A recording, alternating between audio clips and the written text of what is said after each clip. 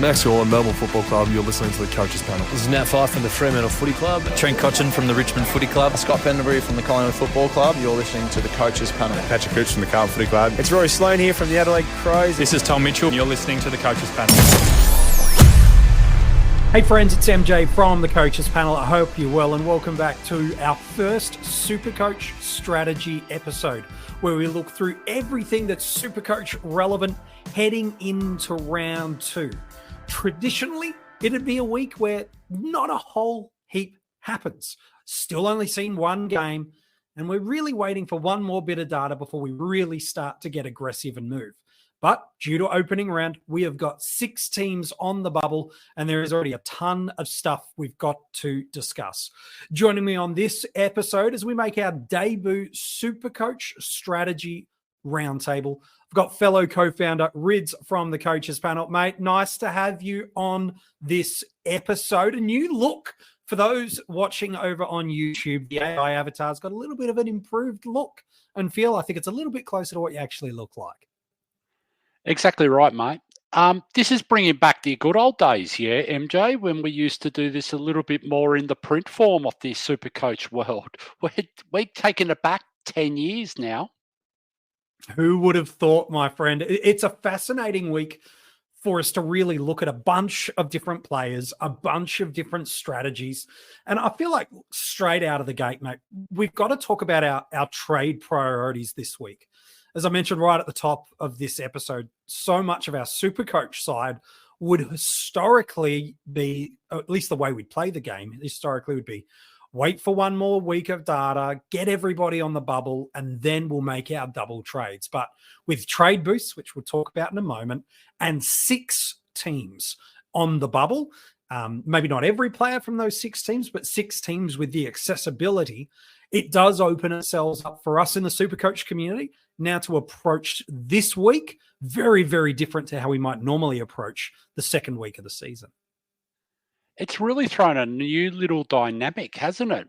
I actually don't mind it. I know that everyone else is having a bit of a whinge and across all the other formats, but for SuperCoach specifically, wowee, what a great dynamic this is. It's really interesting to me to see how the community approaches their trading plans for this week. Do they jump off this guy that's had a poor first week, that's a cash cow, that doesn't be someone we forecast moving forward be a viable option? They're not a dead cow yet, but we can start to see them heading towards flatlining. Then we've got a mid-pricer that might not have really popped the way we hoped for one week, and we jumping off. And then we've got those premiums that, while we'd hoped to hold them for the season, some are a little bit agitated for it. So I think the trade priorities, is it too simple to just say, is it team dependent and coach style dependent, or is there a little bit more nuance to it? I think there's a little bit more nuance to it this time because we don't have that much data at the moment. We got 2 games for the guys on the bubble. We got 1 game. So let's say someone like a Nick Martin, for instance, last round, he scores 63. That's pretty low. That's pretty low to what we would have been expecting for this guy. Like, how big that means? Do people react now on the bubble to jump to someone who's on the bubble? And they're likely going to get burnt, with Nick Martin next week. So the fact is, this is crazy, So trade priorities, it's going to be a bit up in the air. The first ones we do have to call out, though, Josh Gibcus and Zach Reid, which are very popular, defended rookies. A couple of them were on the bench, a couple of them were on the field. Depends how your team is actually structured up, because someone like a Gibcus had every opportunity to go 60, 70 in SuperCoach going forward. So it's just throws a little bit of an extra dynamic. Carlton and Brisbane, mate, being on the bye this round, extra dynamic, A guy like Jack Carroll, do we go, you know what, we're going to go jump on a Tom Berry this week? Oh, and then when he has his bye, I'm going to go jump on a Jack Carroll. what are we going to do? We got extra trades, mate. We got 40 now. We might as well be SuperCoach AF, yeah? Like, we got 5 boosts. Like, this is crazy, mate. Like, and we're not even thinking about those 3 trades through the mid-season buys. Like, we're going to have a heap of trades up our sleeves here. So however you're going to do it is going to be very creative. Guys that I don't know about you, MJ. If I said to you 2 weeks ago, hey, let's talk about Jesse Hogan, would you have been calling me crazy or what? I'm not crazy, but you're certainly needing a lot to go right, which, granted, it has for him. But who would have thought, like you said, a month out from the season, Hogan, good fixture, but that's it. Now, all of a sudden, he's a player specifically. There's about half a dozen to a dozen players I want to get your thoughts on towards this episode. So our trade priorities are really different through there. We've got a couple of flatlined cash cows due to injuries. You mentioned a Nick Martin, who was a little underwhelming. A Connor Buderick, a lot of people were quite keen on him, thinking, man, I could get one big price movement and then can either give myself the option to move off him and or just create a blue dot for a vice captaincy option for another week. So things are really, really different, let alone something I want to ask you soon about is about kind of forecasting trades and the moves we make this week and next week and the compounding impact around some of these guys. But there's a guy that is only in 6% of SuperCoach teams at the moment. Bit over 400,000. We've spoken about him a lot, not just through the 50 most relevant in our preseason strategy episodes, and even when I've had a chance to jump on some of our other, SuperCoach friends in the community, their podcasts, I've been pushing hard around Tristan Cherry being the best value option for us this year. 6% of the community are on it. There's a lot that aren't. Brodie Grundy was a little underwhelming for us on the weekend after being quite strong the week before against Max Gawn. Is this a fit? Because it is a trade you need to move this week if it's via Grundy. If it's Briggs is the other underwhelming premium we've had over the past 2 weeks. Got a ton in opening round, but a little bit of a disappointing score last week. Is Tristan Cherry really one of the top trade priorities for us this week? I don't think it is this week, mate, because Brodie Grundy has a break-even of 57 this week. So no matter what, that first round score is going to be there. Let Brodie Grundy come out and see what he does this week, yeah? And if he sucks it again, you're not going to lose money out of it. Then we go jump on to Tristan Cherry next week when he's on the bubble. So this way, then you're getting a double look at Tristan Cherry and you're letting Brodie Grundy do what he does best, yeah? Rebound back. So is that just take the $30,000, $40,000, $50,000, whatever it is that we might make for ourselves this week with Grundy being available to move on? Is that basically what you're saying, is get an extra week of data, get on the bubble, and then make the move is probably the better play? Well, get a little bit more data, yeah? Just try and work it out. Because if I said to you that Brodie Grundy's going to outscore Tristan Cherry this week by 30 or 40 points, that's a possibility, yeah? So, I mean, he's playing against Essendon. I know Essendon team's hasn't been announced. They're saying that Draper's back. Whether they play Draper or Goldstein at the same, on the same team or not, we don't know at this point in time. But he does have Richmond and West Coast the next 2 after that. Now, Tristan Cherry, I love him, yeah, but the fact is we're still a little bit uncertain because he is only 24. He hasn't done this before. He's burnt us previously. We're a little bit of a history there with Tristan, right? Albeit a short history. Someone like Brodie Grundy, we've got a longer history with, and he's actually been a proven history with.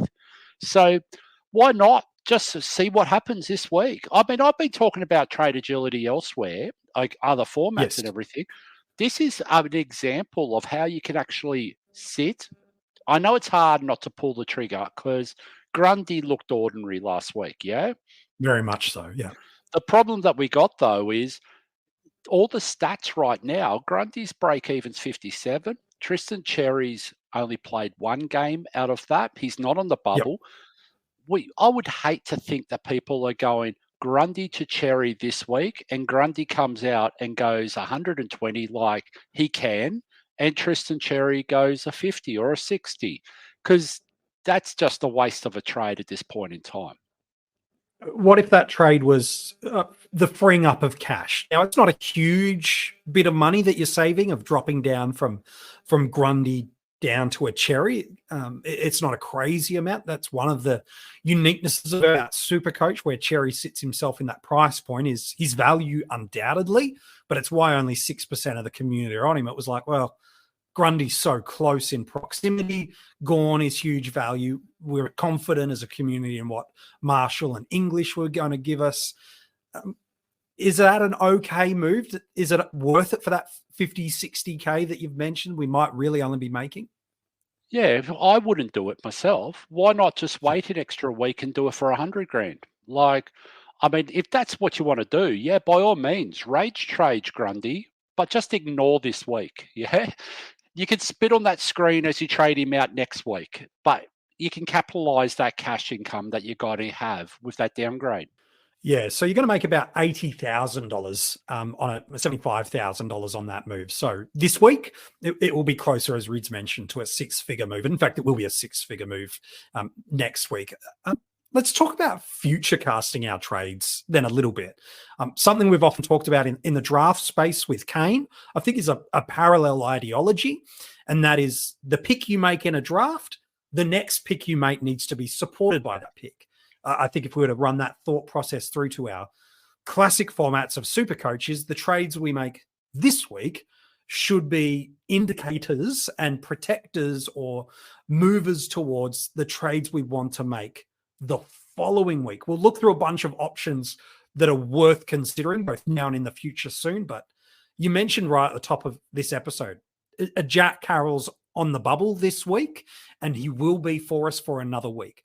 There's a Jared Lyons who, again, around that $250,000 price point, so not a cash cow, but has kind of gone bang, bang for us. And no Will Ashcroft in sight just yet, and was really poor in the first quarter, by the way, really strong in the final three quarters. So we've got these guys. Ollie Dempsey's another who will be on the bubble for us that time next week. Amosimo D'Ambrosio will be on the bubble for us at that point in time. So what are the sort of moves we should be looking from a trade perspective this week, knowing that the historical and traditional move is jump on those bubble guys, get off those guys before their price really falls away, and we'll only have 3 available trades for us if we were to use one of our 5 boosts? It's a tough question, yeah, because the fact is it's hard to predict what's going to happen this week. And a lot of the names that you just mentioned, whether it's a Mass or whether it's a Nick Martin, whether it's someone else, okay, we just don't know how this week's going to go yet. So my thing is, I'm old school, yeah? I've been around for a long time now. I like looking at it on the bubble. I like to make those moves with as much data and information as I can. And then that way, then it's trying to mitigate the risk of making a mistake. Because I've been in that situation. How many people have been in that situation with SuperCoach? We go trading out someone because of that poor first game. And then they come back and do 120, 130, which is going to sit in their 3-price cycle for the next whole 3 rounds of it, which means the price is going to be absolutely at an escalated rate. Like, it's just not a good feeling watching those guys. On the other hand, though, remember Matt Rowell a couple of years ago? He came out and absolutely ripped it up. And then the next week he went a 50 or something. The next week. Yeah, I think he got injured or something like that. Yeah. Yeah, it's just awkward, yeah. When you go too early, it's a real delicate balance. But the person that you named just then that is the most interesting, Jack Carroll, does that mean someone like a Tom Berry, who's got one of the biggest, highest break-evens right now with negatives, is that just mean we can bypass that? Because it doesn't quite feel right, does it, Tom Berry, at the moment? I know he's got a nice break-even of 76, negative 76, but he doesn't have DPP, yeah? He's if you want to go a Cadman, or if you own a Cadman as well, it's really put in that limitation. Then, can you trade into a Oliver Dempsey next week without that DPP? Because we do have heavy DPP at the moment, whether it's Wilson, Lazaro, Windsor, Reed. Yeah. You know, we got a lot of them. So are you limiting yourself moving forward? And that sort of sucks, because we only just talked about trade agility a minute ago. That's going to make you more rigid, yeah? You're pretty much stuck. You can't go exploring that mid to forward relationship anymore with your trades. It just really, really, I just don't like it myself. That's me. I know others will go out and just cash it, but that's why I sort of said, is the right move, go and bank that money that Berry makes in a week and then jump straight onto a Carroll. I don't know the right answer, but I mean, there could be worse options out there, yeah? Yeah, I can see a world where by the end of round 6, Tom Berry's pushing 300,000 for us. And now that's assuming that he can pop another 80. And last week was, as far as I'm concerned, a unicorn and a season high score from him, but it's done. The only time it would be better for him to have given us that score is this week, as it's then, sits in that 3-week price cycle movement for a longer period of time for us, but still a really good spot. Talk to me about these moves that you mentioned. You alluded to, and we will break into some specific players in a moment, really disappointed us with some things not going their way. But some smart coaches moved an Elliot Yeo into the midfield. And smart's not to downplay anybody that missed it, but rather those that went, that's a pain point that I'm going to have to deal with in a week.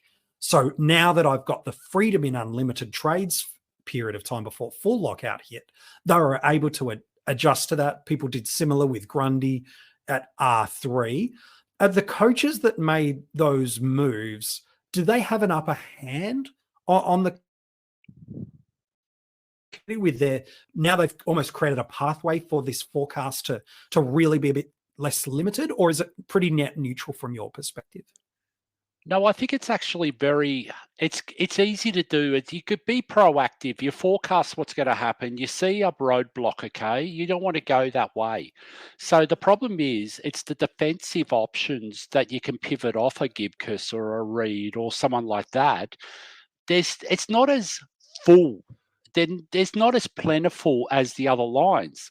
So something like a Gibcus, if you have a little bit of cash in the bank, potentially you can go Gibcus to Jack Billings by having an Elliot Yeo sitting in your midfield this week. Like there are options there, yeah?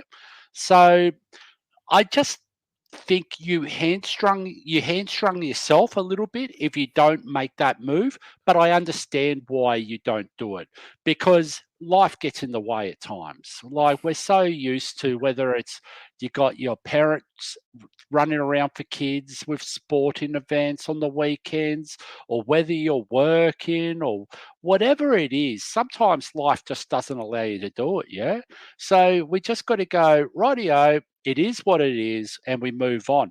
But for those people that do have that advantage already, and I can tell you now, MJ, that would be a lot, because a lot of people started Nick Dacos with the full intention of having a mid-rookie filling in for him when the time came for his buy. So I do think that's actually, like, it's really in play right now. So you've got to really explore. You've got to go out and you've got to work out. But the problem that we have as coaches is, what's the limit?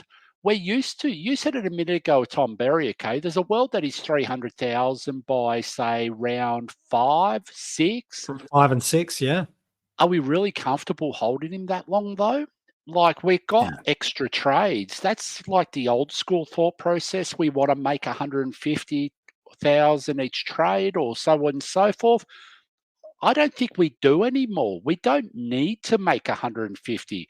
It might be having that agility and being able to go in and go out and get quicker turnover of cash and reinvest in it quickly on other commodities that are going to go up in price. So it's really interesting how we're going to play this. There's no blueprint though. This is the cool part, yeah? There's no blueprint to say, this is how you got to do it. Years gone by. The beauty of it. Yeah, years gone by, we've always had that, you don't trade when they're not on the bubble, this and that. You make a certain amount of money per trade. You do this, you do that. You trust your premiums. Guess what? That's all changed now. But the fact of the matter is, the next 4 out of the next 5 rounds are best 18. That's really where it's going to come down to. You do want to still be scoring points. You don't want to just be making cash, yeah? Yeah, 100%. And that's an interesting thing. So no Carlton players this week, no Brisbane players this week. Zach Williams is far and above the most popular of options for us in SuperCoach, and Carroll, certainly not at the same level, but popular enough that coaches might have multiple blue dots through there for us. Historically in SuperCoach, when we get to a best 18, it's in the middle of the year, and we're just trying to maximize as many dots on the field, which we should all have no problems getting 22 players on field. But we're just trying to maximize our ceiling scoring. However, the challenge we've got with the early buy rounds, as you mentioned, is yes, maximize ceiling for sure, but we're also not wanting to lose cash generation. And so we're going to find ourselves at this interesting point where different teams are structured up in different ways, where next week, for example, Whitfield owners, Green owners, Gulden owners, Flanders owners, for example, they're all losing a premium out of their side, whereas those that didn't start them probably didn't get their good scores just yet, probably won't get the injection of price movement just yet, but they might be able to maximize some point scoring through there. So you mentioned it's this unique year. It's fascinating for me to see where teams kind of settle and lie after round 6. And even then, we won't probably get full visibility until the end of the next block of buys to see how people played this first 6 weeks and ultimately what is a right and wrong approach. And I don't think the rank is going to tell us anything, mate, until what you say, round 12, round 13, round 14, it could even be a little bit later. Like, the fact of the matter is, though, you don't want to drop too many points because there's too many smart coaches out there right now. Yeah. You think about it, you got like the JDs of the world, the Selbys of the world. There's too many. We're getting smarter. We're getting better. We're getting more adaptable. We're getting more understanding around what value means and how we can actually build a team balance. And then how do we capitalize on that as we move forward? But the thing is, you still should be after points at the same time. It's going to be an interesting balance. Those boosts, though, what a curveball, yeah? 5 boosts, mate. Like, we're talking about, we could have 15 trades in the first 5 rounds, mate, and not even make an impact on those 40 trades. You still got 25 trades after that. Just as long as you do it, and people are going to come out and create different strategies. Like, next year, we're going to have a bit more of a blueprint. We're going to be sitting there going, the winner of 2024 SuperCoach did it this way. And you know what? Whoever that was. Ryan Reynolds here for, I guess, my 100th Mint commercial. No, don't. I mean, honestly, when I started this, I thought I only have to do like 4 of these. I mean, it's unlimited premium wireless for $15 a month. How are there still people paying 2 or 3 times that much? I'm sorry, I shouldn't be victim blaming here. Give it a try at mintmobile.com/save. Whenever you're ready. $45 upfront payment equivalent to $15 per month. New customers on first 3-month plan only. Taxes and fees extra. Speed slower above 40 gigabytes. See details. If we go there and we go, we're going to analyze that person. We're going to analyze what they did. We're going to work out how they got that. How did they win that money? How did they win SuperCoach? And then you know what's going to happen? Million people are going to do it the same way next year. And going again and going again. And with all these smart coaches out there, there's going to be different strategies, new tweaks. it's going to be a world of how you're going, yeah? So, I mean, one of my mates, like from years gone by, he's playing SuperCoach. He's actually thinking about utilising a couple of these boosts early just to cash in quickly so he can go and jump on those premiums quicker and try and finish his team quicker. Like, it's just, wow, blank canvas. Go paint a painting and do whatever you want, yeah? Yeah, the beauty is for us in SuperCoach, we're at least a little bit ahead of the curve with, well, we don't know how to handle these opening round buys, the teams that played. We have used boosts before, and it does seem that coaches that were successful with recency bias accelerated their team's value.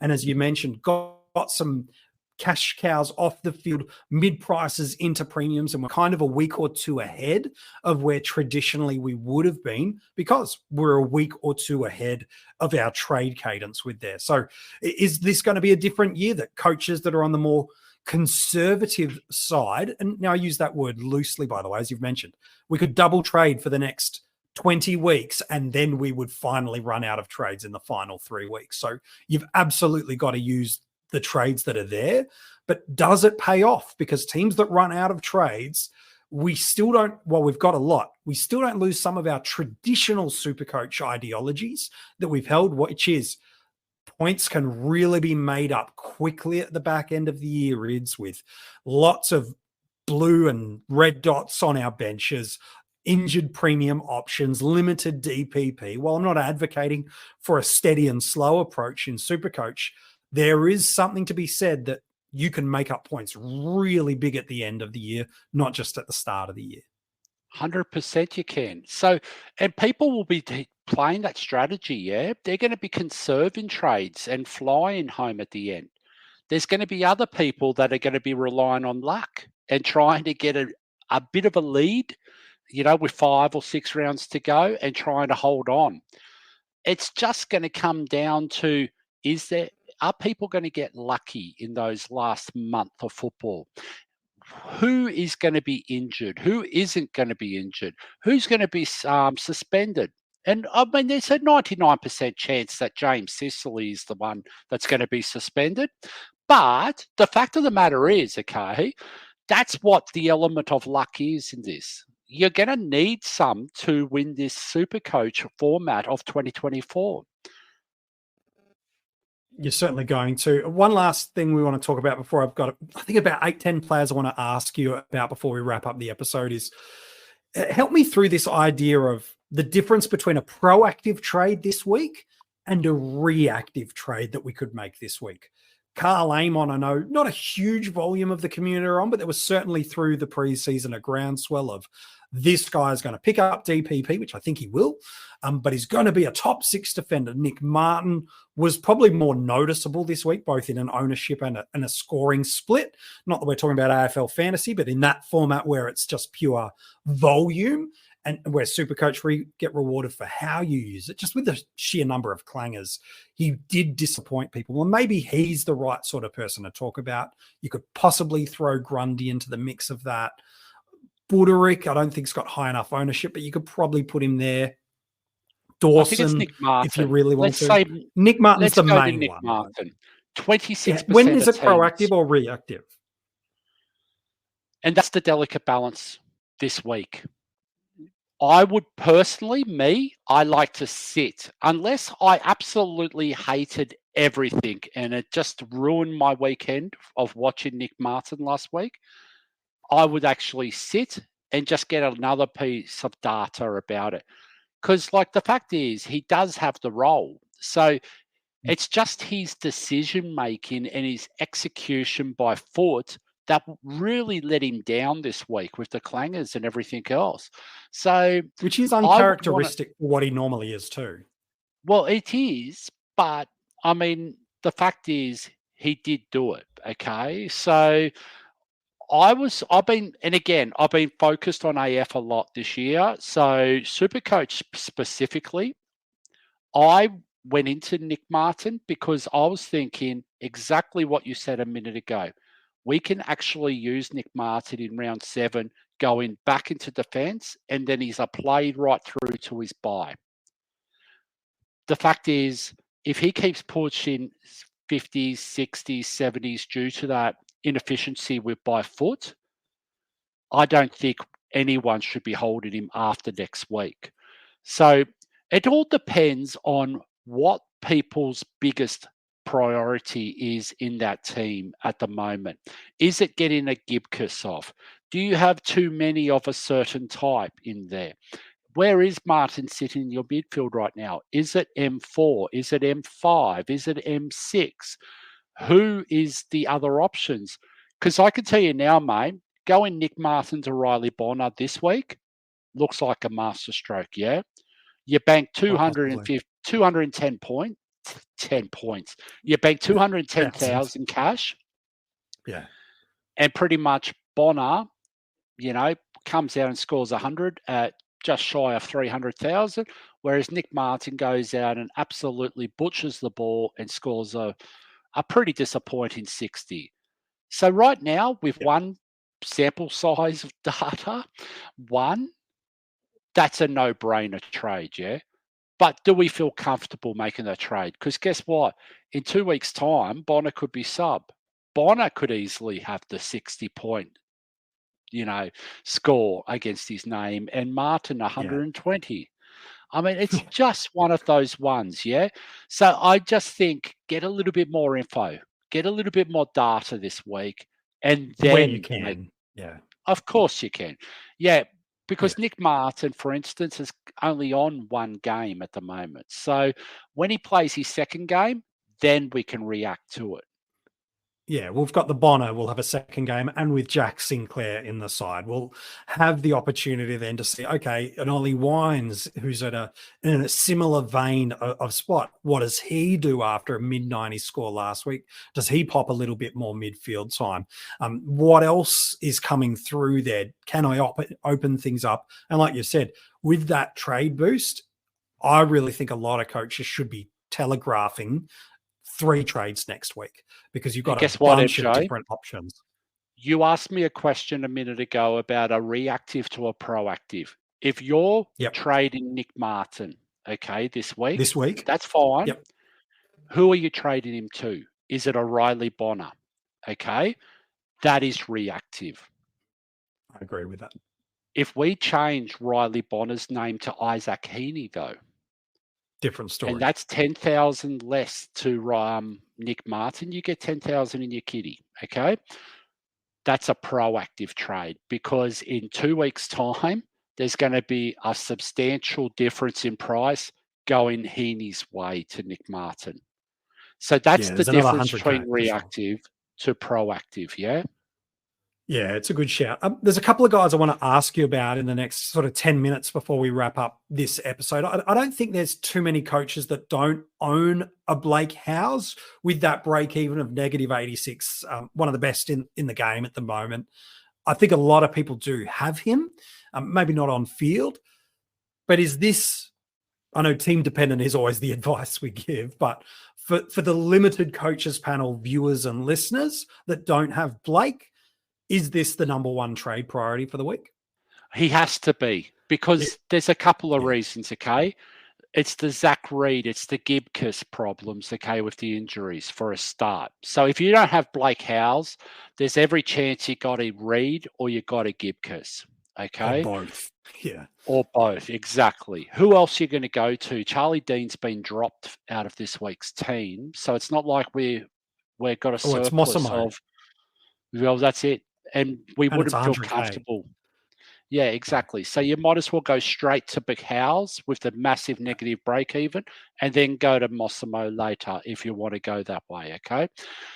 That's the first thing. The second thing is, you can actually, if you've got a Yao in your midfield, why not explore Howes as your D6? Because the fact of the matter is, we are best 18 for the 4 out of the next 5 rounds. So if he continues scoring the way he is, he might scrape into the bottom of that best 18. If he doesn't score like he has, he's going to drop out. There's nothing lost, nothing gained, but you are making money out of it. So I just think it's a no-brainer trade, that one, because of the lack of options. There's no other ones there in the back line. And the fact is, the best 18 really covers us. Yeah, I think so too. I think we could probably put this guy in a similar vein. That's next, Matt Roberts at 156,000, average of 72, break even of negative 58. Again, he was good in opening round. He was arguably even better in the preseason with his scoring. Didn't have a great opportunity to score much last week because the entries for Collingwood in that second and third quarter especially were shallow at best and really slingshotted out fast. But for the few coaches that aren't on Matt Roberts, high priority trade in for you too this week? Well, I think so, because the fact of the matter is, in his next 2 rounds, he's likely to make 100,000 for you. So Yeah. I just think anytime one of these guys comes along and does that, and then you know what happens after the next 2 rounds? He plays West Coast, mate. So there's every chance he's going to pop another score just before his bye and make you a fair bit of coin. Yeah, and it's a perfect parachute timeout for him as well to be able to make some of those move options, whether it be a mid-pricer that you're wanting to trade into a premium that's dropped a little bit. I think it's a good option. We've already alluded to Tom Berry a little bit. An average of 83, certainly inflated by that ton last week, a break even of negative 75. A buy next week, interesting. Do we want him in 6 weeks? You've already mentioned Ollie Dempsey's, I think, someone that if he drops another 90 like he did last week, then that's going to be super duper interesting. And the Friday night matchup does give us a chance to have a look and see before committing to a Tom Berry. But talk to me 2 questions about Tom. 1, how much money and how important is it to trade into him? And 2, what if that trade helps you with other correctional trades you'd like to make this week? Does that feel like he becomes more important to you as a result? I think it's more about who you're trading out again. Now, James Harms just got suspended for a round. I don't know how highly owned he is, but he might be reasonably owned across the board because he was pretty cheap. Yep. That would bank you 100,000, just over 100,000 straight away, and also have the ability to make another 50, 60,000 this week from Tom Berry. The problem with Tom Berry is, are we really that sure he's going to score any better than 40 or 50 on any given week? And that's sort of why I'm a bit hesitant on him at the moment. But his break-even's negative 75 right now. If he scores a 52, he makes just under 60,000. So 55, he makes 60,000. That's not the worst. But the thing is, you're banking that Harms money, okay, as well. Yeah. So you're freeing up a bit of money plus making a bit of money. And then you can have that agility going into his buy and going, do I need to get off him now because he just scored me 20? Or can I hold him another week and make another 50,000 out of it? That's the sort of trade that I would be exploring if I was looking at Tom Berry and I own James Harms. Yeah. This episode is brought to you by Allstate. Some people just know they could save hundreds on car insurance by checking Allstate first. Like, you know, to check you have the tickets in your wallet first before you drive 2 hours to the big game. Seriously, you had one job. Now the closest you'll get to the 50-yard line is parking lot D. Yeah, checking first is smart. So check Allstate first for a quote that could save you hundreds. You're in good hands with Allstate. Savings vary. Terms apply. Allstate Fire and Casualty Insurance Company and Affiliates. Northbrook, Illinois. So 10% of teams are Harms owners. You make that 100K plus the extra 50. So 150,000 is made in 1 week. If you've got a Cadman or a Flanders in your team, it's, in essence, is it a problem? No, it just limits you to 5 on-field options should you be holding on to all of those players. So then there's another guy that arguably you should squeeze into the mix of that. Jesse Hogan, just a touch under 420,000, a negative break-even of 46, negative 46, and an average of 139. He and the Giants have pounded on the goals the past 2 matches. One of them was against a highly difficult opponent in Collingwood. Historically, no surprise against North Melbourne last week. He destroyed them. This week against West Coast, while they do have some of their more premiership era defenders, they still were giving up some points to key position forwards last week, like a Dixon. It's an interesting one, Rids, because he could be $600,000 in 5 weeks' time. He could also, if that Eagles defensive unit really tightens up this week, he could only make 100,000 for us, and he's going to miss next week. What's your take on Jesse Hogan as a SuperCoach play? I think with the extra trades this year, he is absolutely legit, especially with that matchup we've got with West Coast, okay? So, again, it really depends who you trade in out of.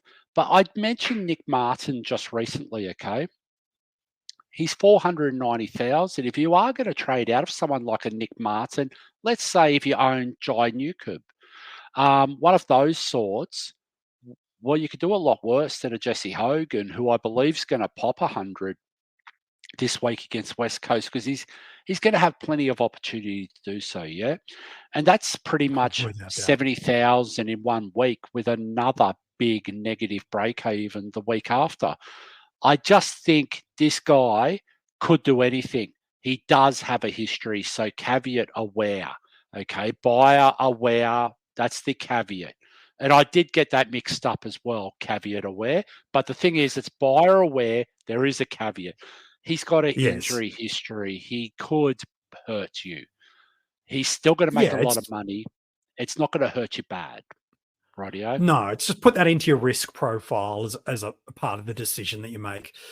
There's 4 other guys I want to get your take on. 2 are on the bubble this week to go up. 2 are on the bubble to go down. It's not everybody that's looking at a Jack Billings, but boy, oh boy, had he not been subbed in the opening round matchup, I think a high portion of the community would jump on. He's just, $40,000 over that sort of cash cow spot that we put Harley Reid in, a single digit break even, 65 average, certainly inflated by that monster score last week. What's your take on Jack and his importance for us? I think he's very important. He's really at that price point that is, it's nice. 240,000, and that's just lovely, yeah? He's had that massive pop score last week. That's going to stay in his 3-round cycle for the whole 3 rounds. Yeah. He only has to score 70s, and he's going to make pretty much 100,000 in the next 3 weeks. It's not a terrible outcome either way.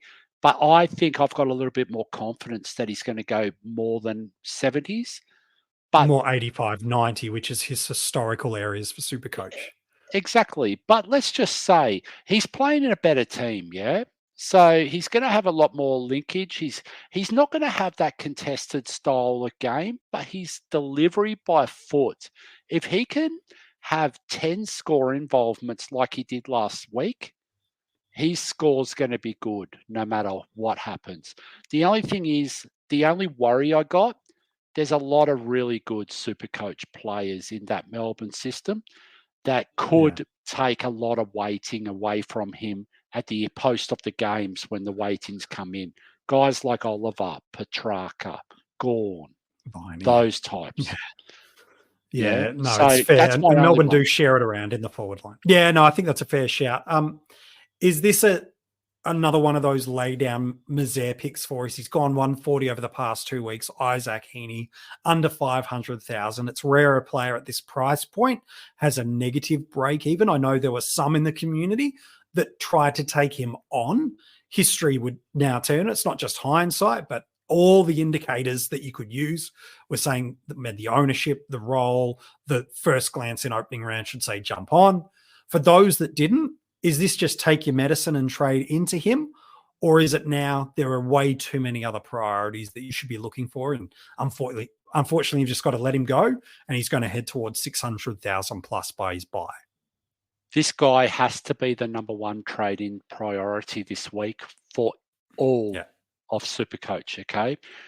And the reason why is his next 3 games. It's Essendon at the SCG, Richmond at the MCG, and then West Coast. And then he has his bye. Even if you want to trade into him, and if you don't like the guy, trade out of him at his buy. Like, you just have to get him, mate.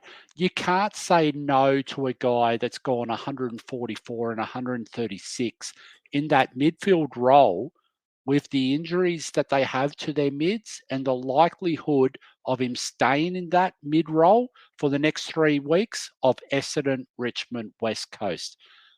That's suicidal, mate. That's beyond kamikaze, yeah? Oh, look, even in the 2 weeks' time that it's forecast that Adams and Parker might be back, sure. Okay, what happens if he plays exclusively forward against West Coast? He's still got the chance of turning up just by kicking 4 or 5 goals, given that system. So, to me, I agree. It could be a nasty one to fade. Think about what you said, though, MJ. Even if he does play forward, if Adams and Parker guess what? Parker and Adams can play forward. There's no guarantee that they're coming straight in after having injuries and a really delayed start to the season and going straight into a midfield and being 100% match fit. Heeney's going to be playing mid, mate. So I 100% agree. Yeah, and he's not getting moved out of there. And why would they bring him back a week early if they've got a bye? Correct. They've started well.